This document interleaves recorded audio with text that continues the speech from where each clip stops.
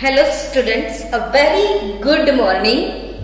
Welcome to Chemistry Zone with high जोश। मुझे पता है आपके अंदर एक बहुत जादू वाला जोश आ गया है।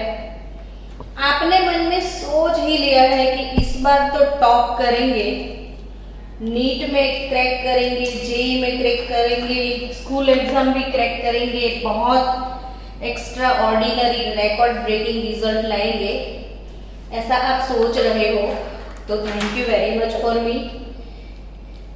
इतना प्यारा कौन सोच सकता है, हमारे सिर्फ डिवाइन बच्चे सोच सकते हैं। सो बच्चों, बी कॉन्फिडेंट। और आज मैं कुछ खास आपको पढ़ाने वाली हूँ, सोच रहे होंगे आप भी। तो आज का टॉपिक है causes of deviation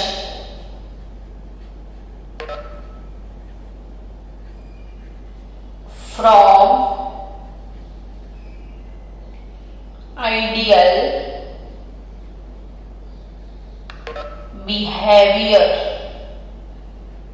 ideal behavior, और उसके साथ साथ एक दूसरा टॉपिक भी है which is equation of state for real gas which is van der Waals equation. तो ये दो टॉपिक की आज हम डिस्कस करने वाले हैं। जेडी van der Waals 1873 की बात है। प्रीवियस लेक्चर में हम डिस्कस ऑलरेडी कर चुके हैं कि आइडल गैस इक्वेशन और equation of a state, idol gas equation और a state equation for ideal gas is nothing but PV over nRT, है ना। तो स्टूडेंट्स, आप सबको पता है कि आइडल गैस हम किसको बोलते थे। तो gas which follows PV is equal to nRT। तो ये PV is equal to nRT जो है वो तो सिर्फ आइडल गैस ही फॉलो करता है। अगर रियल गैस के बारे में लिखा जाए तो रियल गैस तो इसको फॉलो ही नहीं करता है। वो तो ये बोल रहा है कि PV does not equal to nRT। अरे बाप रे, इसके लिए P into V is equal to nRT, इसके लिए PV does not equal to nRT। ये एक्सपेक्टेड बिहेवियर है, ये रियल बिहेवियर है। यानी एक्सपेक्टेड बिहेवियर से रियल बिहेवियर में डिफरेंस आ गया और उसी डिफरेंस को हम बोलते हैं डेविएशन। तो एग्जैक्टली वही चीज है कि क्यों रियल गैस आइडल बिहेवियर से डिफरेंट है। तो सबसे पहले ये क्यों का आंसर मैं आपको देने वाली हूं, और वही क्यों के आंसर के बाद सीधा सीधा हम डेरिवेशन की ओर जाएंगे कि अगर ये इक्वेशन इसके लिए नहीं है तो फिर इसके लिए कौन सा इक्वेशन है। और रियल गैस, हमारे आजू बाजू तो कोई आइडल गैस है ही नहीं, हमारे आजू बाजू में तो सारे गैस रियल गैसेस ही है। तो अगर जब सारे गैस रियल गैस है और ये इसको फॉलो ही नहीं करते तो इसके लिए यूज क्यों करें हम, है ना, वही चीज। तो इसलिए जैसे idol gas equation PV is equal to nRT derive किया गया था, वैसे ही फॉर रियल गैस एक नया इक्वेशन डिराइव किया गया है which is van der Waals equation. और जे डी वांडरवाल ने 1873 में ये इक्वेशन की एक्सप्लेनेशन दी थी। तो रियल गैस इक्वेशन हमको डिराइव भी करना है और ये कॉजेस भी देख लेना है। सो आपको एक चीज पता है कि क्या रियल गैस कभी आइडल गैस बन सकता है? तो आपने आंसर दिया था कि हाँ, इन 2 केसेस ये हो सकता है, और वो 2 केस कौन से थे? तो एक केस वो था कि at high temperature and at low pressure. तो प्रेशर लो है, टेम्परेचर हाई है, तो कोई कोई केस में रियल गैस आइडल गैस बन जाता है। तो इसके ऑपोजिट सोचो कि एट लो टेम्परेचर और हाई प्रेशर वो क्यों फॉलो नहीं करता है। तो इसके लिए, उसको समझने के लिए हमको पोस्टुलेट समझनी पड़ेगी कि आइडल गैस के लिए काइनेटिक थियरी ऑफ गैसेस में जो पोस्टुलेट्स दिए गए हैं, इनमें से 2 assumptions और 2 postulates are not proper.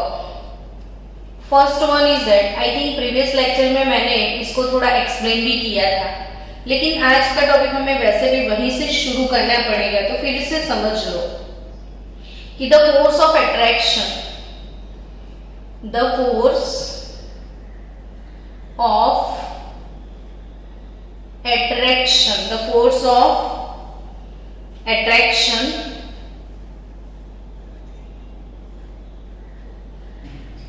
between the gaseous molecule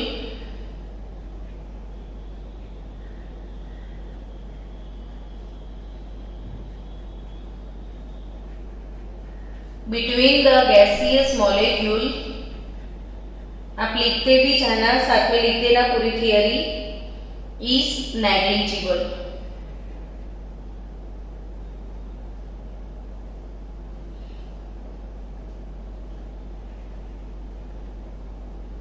And second assumptions, the volume of a molecule, the volume of a molecule is negligible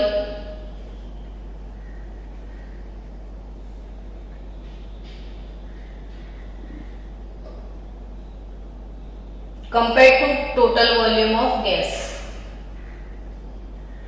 compared to total volume of gas. चलो, kinetic theory of gases में gas के लिए जो 2 postulate लिखे गए उनमें ही कुछ गड़बड़ है। अब हम शुरू करेंगे पोस्टुलेट नंबर 1 से कि the forces of attraction between the gaseous molecule is negligible. यानी कि इसने बोल दिया कि आइडल गैस के अंदर गैसियस पार्टिकल के बीच में इंटरमोलेक्युलर अट्रैक्टिव फोर्स नहीं होते हैं। चलो, आपके पास 2 कंटेनर है, एक में है आइडल गैस और दूसरे में है रियल गैस के पार्टिकल। अब फर्स्ट पोस्टुलेट गलत है रियल गैस के लिए कि force of attraction between the gaseous molecule is negligible. नहीं, यहाँ पे मॉलिक्यूल की काइनेटिक एनर्जी बहुत ज्यादा होती है, इसलिए मॉलिक्यूल दूर दूर होते हैं, लेकिन जब क्लोज आते हैं तो वही इन दोनों के बीच का अट्रैक्शन इंक्रीज हो जाता है। अभी इनको एक्सटर्नल प्रेशर दिया जाए, इसको भी एक्सटर्नल प्रेशर प्रोवाइड किया जाए। चलो, अब एक्सटर्नल प्रेशर दे दिया आपने, तो प्रेशर देने की वजह से अब इमेजिन करो कि ये पिस्टन को आप प्रेस कर रहे हो, तो आपने क्या दे दिया, प्रेशर। और जब प्रेशर इंक्रीज होता है, सोचना कि प्रेशर इंक्रीज हो गया वही कंटेनर का और पिस्टन इतने नीचे आ गया, तो अंदर जो गैस के पार्टिकल्स थे वो क्लोज आ गए। देखो पहले दूर दूर थे, रियल गैस की मैं बात करती हूं, पहले दूर दूर थे तो वो गैसियस स्टेट में थे। अब आप कंप्रेस कर रहे हो उसको तो एकदम से क्लोज आ गए। अब ये तो मैंने कौन सा गैस लिया है, सोच लो कि CO2 गैस लिया है, कार्बन डाइऑक्साइड गैस है मेरे पास। तो कार्बन डाइऑक्साइड, चलो थोड़ी बहुत थियरी भी रिफ्रेशमेंट करवा दूं, CO2 gas is non polar, ये नॉन पोलर है। चैप्टर की स्टार्टिंग में आपने पढ़ा था कि नॉन पोलर पार्टिकल जब एक दूसरे के क्लोज आते हैं तो उनमें लंडन फोर्स क्रिएट हो जाते हैं। फ्रिट्ज लंडन ने एक्सप्लेन किए थे लंडन फोर्स। तो इंटरमॉलिक्यूलर अट्रैक्शन क्रिएट हो गया तो मॉलिक्यूल क्लोज आ गए। अब जब क्लोज आते हैं तो क्लोज किस में होते हैं, लिक्विड में। तो आप रियल गैस को एक स्पेसिफिक टेम्परेचर के बाद अगर कंप्रेस करते हो, रियल गैस को प्रेशर अप्लाई करते हो, कंप्रेस करते हो, तो रियल गैस लिक्विड में कन्वर्ट हो जाता है। यानी कि CO2 जो है ना बच्चों, वो सॉलिड फेज में भी अवेलेबल है, कार्बन डाइऑक्साइड लिक्विड फेज में भी होता है। आप ड्राई क्लीन के लिए जो कपड़े भेजते हो अपने कपड़े लॉन्ड्री में ड्राई क्लीन पर्पस, तो कार्बन डाइऑक्साइड लिक्विड से आपके कपड़े वॉश होते हैं। और CO2 सॉलिड भी मिलता है और कार्बन डाइऑक्साइड सॉलिड यानी ड्राई आइस। CO2 सॉलिड यानी ड्राई आइस। आई बात समझ में? सो बच्चों, आपने क्या समझा कि रियल गैस उसका वो सॉलिड में भी कन्वर्ट होता है, वो लिक्विड में भी कन्वर्ट होता है, वो गैस भी है। यानी ये सीधा सीधा प्रूव कर देता है कि ये पोस्टुलेट गलत है। The force of attraction between the gaseous molecule is not negligible. Gaseous molecule के पार्टिकल के बीच में अट्रैक्शन होता है, इसीलिए वो लिक्विड भी बनते हैं, इसीलिए वो सॉलिड भी बनते हैं। लेकिन आइडल गैस उनमें नहीं होता है। तो आइडल गैस ना लिक्विड बनता है ना सॉलिड बनता है, वो हमेशा आइडल ही बना रहता है। तो रियल गैस के बारे में सोचो तो रियल गैस में अब इंटरमॉलिक्यूलर अट्रैक्शन फोर्स है वो प्रूव हो गया। अब प्रूव हो गया तो क्या, इससे हमको क्या है ना, ऐसा आप सोचते हो।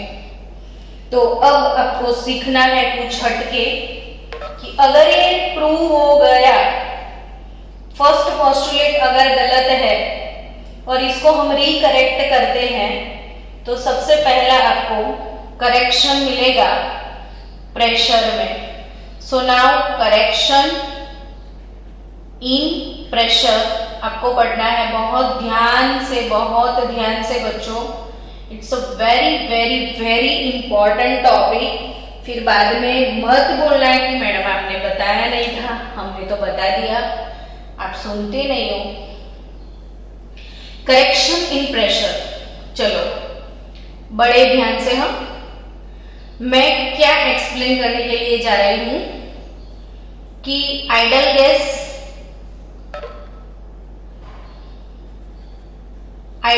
का प्रेशर P आइडल और रियल गैस का प्रेशर P रियल। समझना ध्यान से, आइडल गैस का pressure P ideal, for real gas pressure P real. अब आपको ये सीखना है कि एक्चुअली आइडल गैस का प्रेशर ज्यादा होता है या रियल गैस का प्रेशर ज्यादा होता है। दोनों में से प्रेशर किसका ज्यादा है, आइडल का या रियल का? तो इसी क्वेश्चन को हम क्रैक करने के लिए जा रहे हैं। बड़े ध्यान से देखो, प्रेशर आता कहां से है? प्रेशर जो है ना, ये word only for gases use होता है, क्योंकि एक गैस ही है जो कंप्रेसिबल है।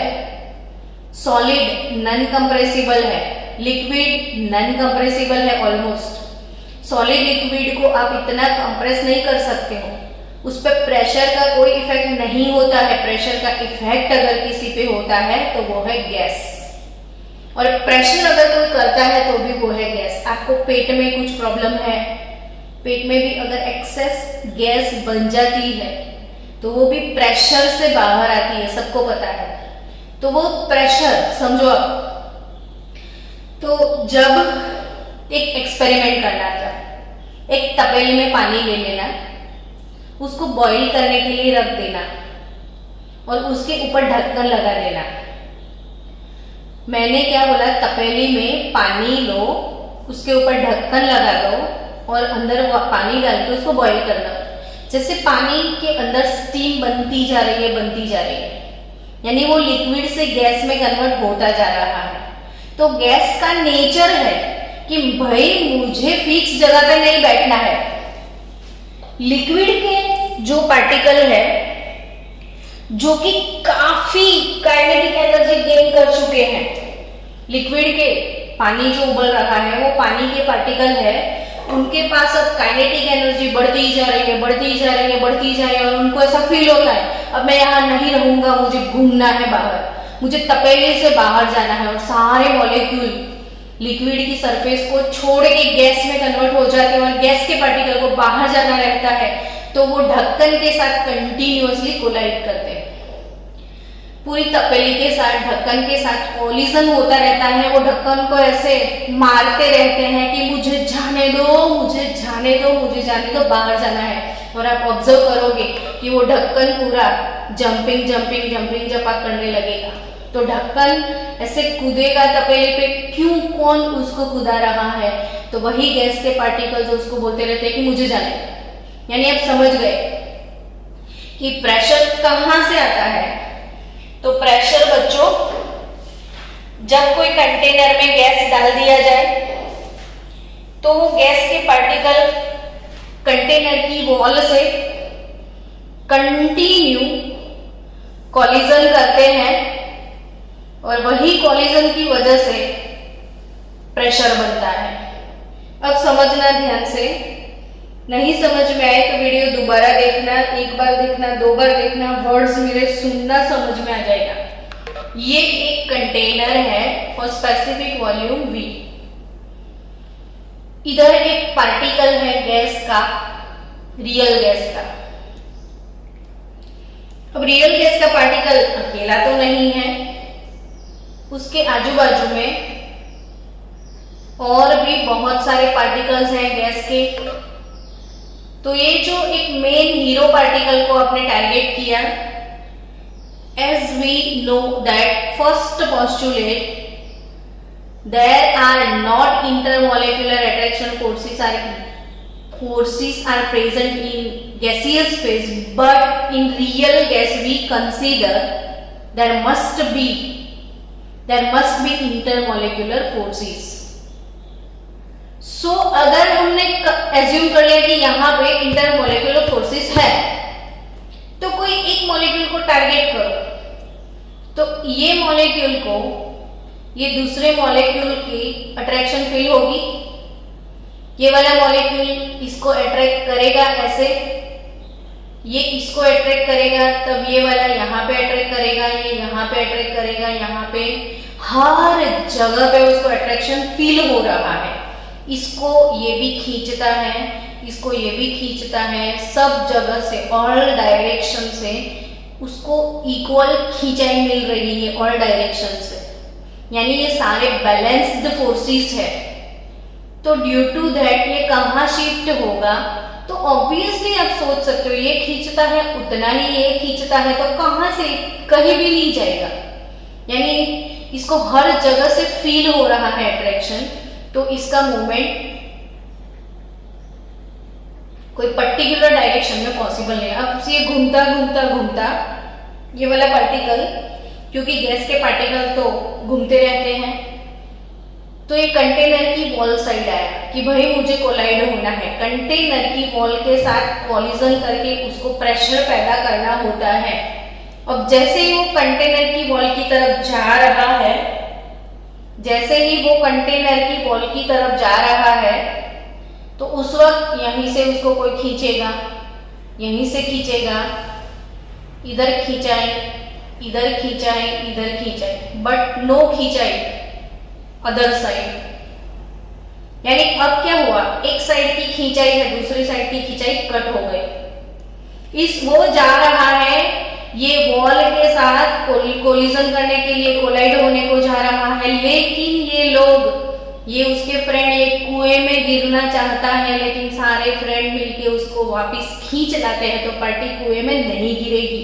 हर एक फ्रेंड जरूरी होता है, ये आपको यहाँ पता चलेगा कि भाई हर एक फ्रेंड जरूरी है।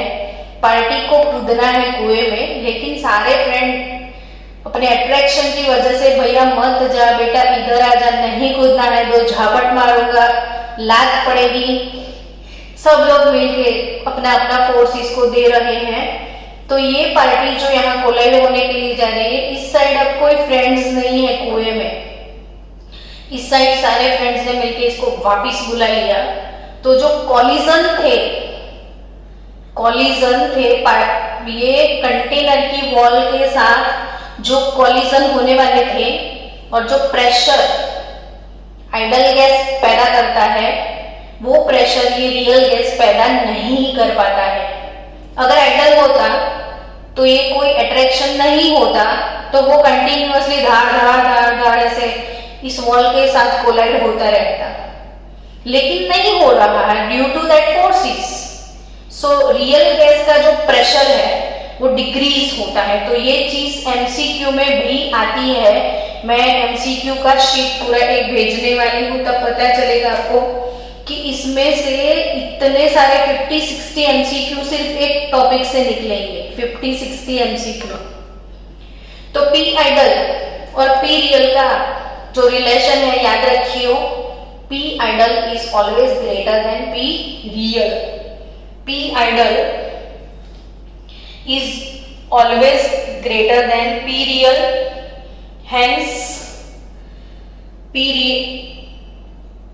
चलो मैं लिख देती हूँ, hence real gas exerts low pressure, यानी रियल गैस का प्रेशर कम हो गया है। In other words we can say that P यानी pressure of ideal gas is greater than that of pressure of real gas. So बच्चों,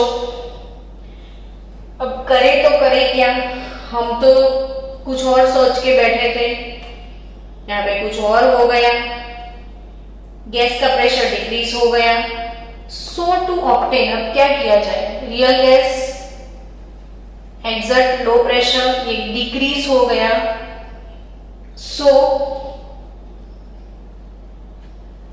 to obtain ideal pressure,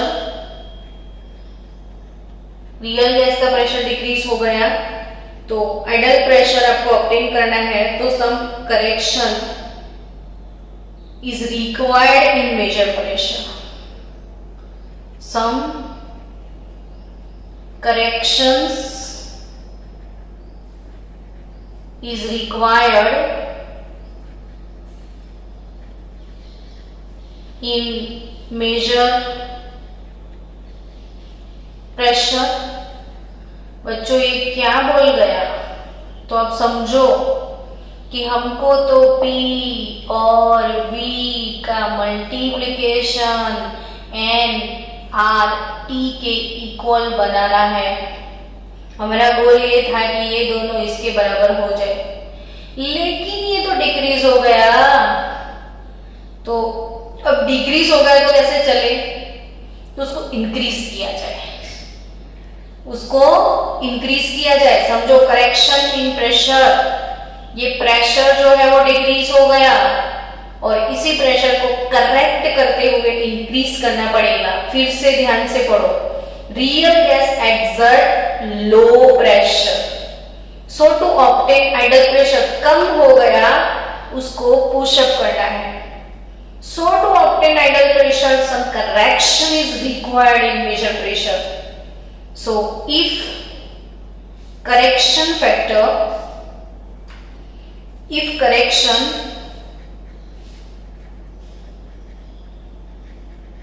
in pressure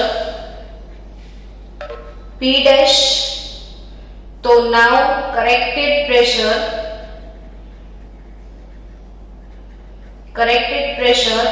is nothing but pressure P of real plus correcting factor P dash. What is corrected pressure here? तो P real plus something should be added here. P real decrease हो चुका है, to push up P real something should be added here. So what should be added here? क्या add करेंगे, कैसे add करेंगे? तो पूछिए ना आप वांडरवाल से, मुझे क्यों पूछते हो भाई? तो such suggestion is also given by van der Waals, और वांडरवाल अंकल ने बोल दिया कि भाई total pressure of attraction, total pressure या यूं कहिए आप अट्रैक्शन फोर्सेस जो है, attraction is directly proportional to square of density,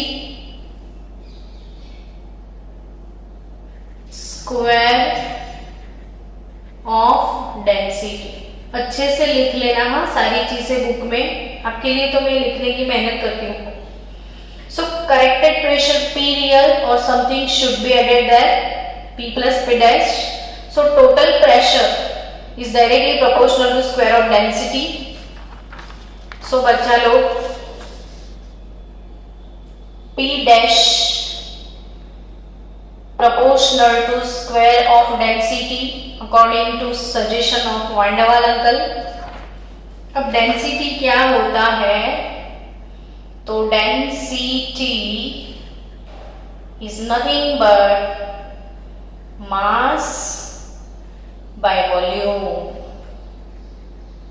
Mass in reference of mole and volume V दोनों का स्क्वायर ये मिलेगा हमको। तो मोल अपॉन वॉल्यूम, क्योंकि मास जो है अमाउंट ऑफ सब्सटेंस होता है।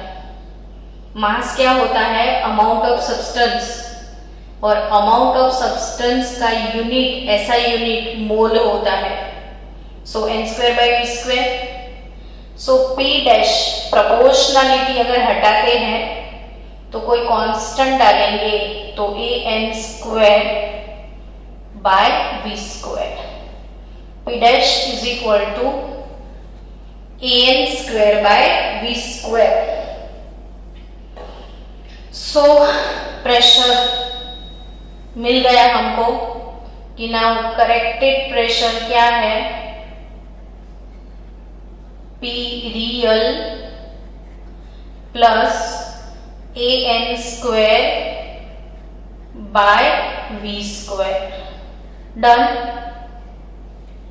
हियर आप आराम से समझना कि प्रेशर में प्रेशर वाली क्वांटिटी ही ऐड की जाती है। तो P dash is a n square by v square here. So what is a? तो a is nothing but van der Waal constant. a क्या है? van der Waal constant है। a क्या है? van der Waal constant, और van der Waal constant a is a measure of magnitude of the attractive forces. Van der Waal constant A is measure of magnitude of attractive forces, है ना। वंडरवेल constant यानी measure of magnitude of attractive forces among the molecules of the gas, यानी कि A वो है क्या है, तो nothing but magnitude of attractive forces, यानी A वैल्यू अगर बहुत हाई है कोई गैस का, तो यानी इसका मतलब कि इसमें इंटर मॉलिक्यूलर फोर्सेस बहुत ज्यादा है। If A value is high, तो we can say that intermolecular forces are very high in this gas. And as we know that, हमने वो प्रेशर वाला इफेक्ट पढ़ा था, याद है, इसमें सबसे ज्यादा कंप्रेसिबल गैस CO2 था। तो कार्बन डाइऑक्साइड गैस बहुत ज्यादा कंप्रेसिबल है, यानी आप इसको ऐसे रख के कंप्रेस कर दो तो वो लिक्विड हो जाए। और क्यों लिक्विड हो जाए? क्योंकि उसका A वैल्यू बहुत ज्यादा है CO2 का, और CO जिसका A वैल्यू ज्यादा होता है, इसमें इंटरमॉलिक्यूलर अट्रैक्शन फोर्स बहुत ज्यादा होते हैं और वो जल्दी से क्लोज आ जाते हैं, और जल्दी से क्लोज आ जाते हैं तो गैस लिक्विड में कन्वर्ट हो जाता है। क्लियर ना? सो A is nothing but attractive forces, magnitude of intermolecular forces, and दूसरी बात A is independent of temperature and pressure. कोई भी टेम्परेचर हो, कोई भी प्रेशर हो, उसको कोई फर्क नहीं पड़ता। सो A का जो वैल्यू है उसके बारे में और क्या जानना है आपको, तो इसका यूनिट आपको आना चाहिए, unit of A, unit of A। तो यहीं से सोचो ना, A क्या है, तो A है P dash V square by N square. P यानी प्रेशर, प्रेशर होता है बार में लीटर स्क्वायर, वॉल्यूम का यूनिट है लीटर, और N का यूनिट है मोल स्क्वायर। तो बार into litre square per mole square. पूरे कॉम्पिटिटिव लेवल का ये लेक्चर है, आपकी टेक्स्ट बुक में ये चीजें नहीं है, ध्यान रखना। So you have to mention everything. So unit of A P dash into V square by N square, unit bar into litre square per mole square. Done. So correction in pressure is completely done now. चलो बच्चों, अब second postulate. कुछ कहता है postulate A, तो कुछ कहता होगा पोस्टुलेट B भी। कुछ कहता है पोस्टुलेट B, तो क्या कहता है पोस्टुलेट B, वो देखते हैं। सेकेंड पोस्टुलेट यानी correction in volume, correction in volume. अब आप समझ सकते हो, सेकेंड पोस्टुलेट में ऐसा बोल दिया है कि the volume of a molecule is negligible to the total volume. मैंने कल सिखाया था बूंद बूंद से सागर बनता है, और आइडल गैस में बूंद को कोई रिस्पेक्ट नहीं दिया है। रियल गैस में हर एक बूंद रिस्पेक्टिव है, तो रियल गैस में हर एक बूंद का वॉल्यूम कंसीडर करना है, जो कि आइडल गैस में निग्लेक्ट कर दिया गया था। तो सोचो, V आइडल और V रियल, दोनों के बीच का रिलेशन क्या है? P आइडल P रियल में P रियल डिक्रीज हो गया था, तो उसको इंक्रीज किया गया। Obviously according to Boyle's law, आप सोचो ना तो भी आंसर दे पाओ। प्रेशर और वॉल्यूम का रिलेशन इनवर्स होता है। अगर उधर प्रेशर डिक्रीज हुआ था तो ऑब्वियसली वॉल्यूम इंक्रीज हो जाएगा। और ऐसे नहीं सोचो तो भी आप सोच सकते हो कि वॉल्यूम शुड बी कंसीडर्ड, ऐसा बोला। तो ऑलरेडी आप हर एक बूंद का वॉल्यूम कंसिडर करोगे तो वी रियल का तो वैल्यू वी आइडल से ज्यादा ही होगा कुछ। सो बच्चा लोग, suppose the volume, suppose the volume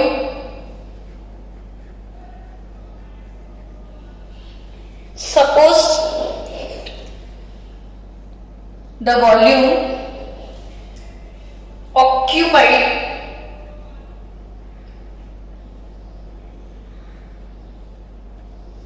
by the gas molecule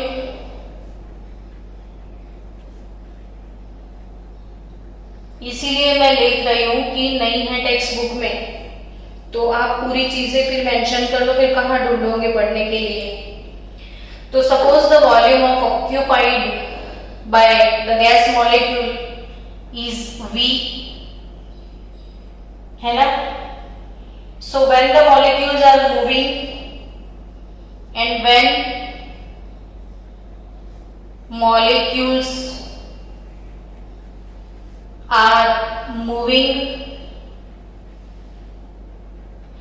molecules are moving, their effective volume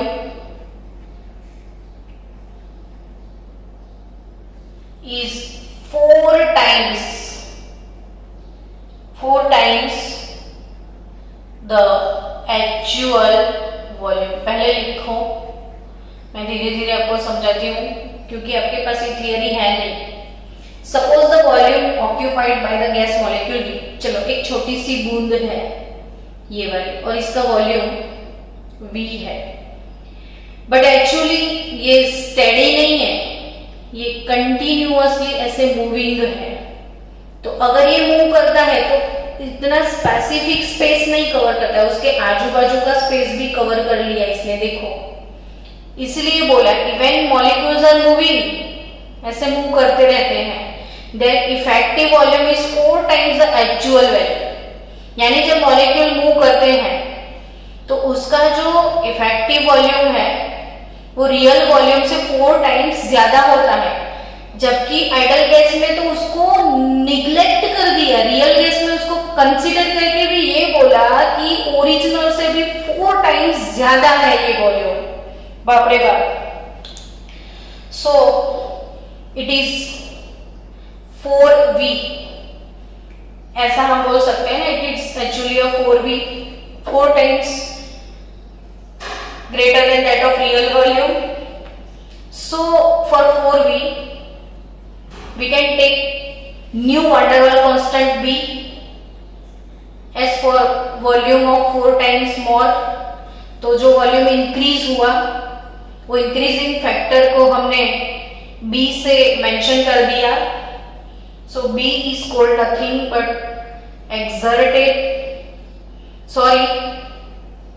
increased volume यानी एक्सक्लूडेड वॉल्यूम, और को वॉल्यूम भी इसको बोल सकते हैं। Excluded volume B is equal to 4V, और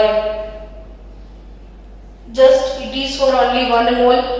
तो अगेन फॉर n mole it is NB, so it is 4NV। so बच्चा लोग, what is V corrected? तो it is V real minus n mole of B, क्योंकि यहाँ पे V real इंक्रीज हो चुका है, so it should be decreased to reach up to V idle। जो डिक्रीज हुआ था प्रेशर तो उसको इंक्रीज किया था, वॉल्यूम इंक्रीज हो गया तो उसको डिक्रीज किया गया।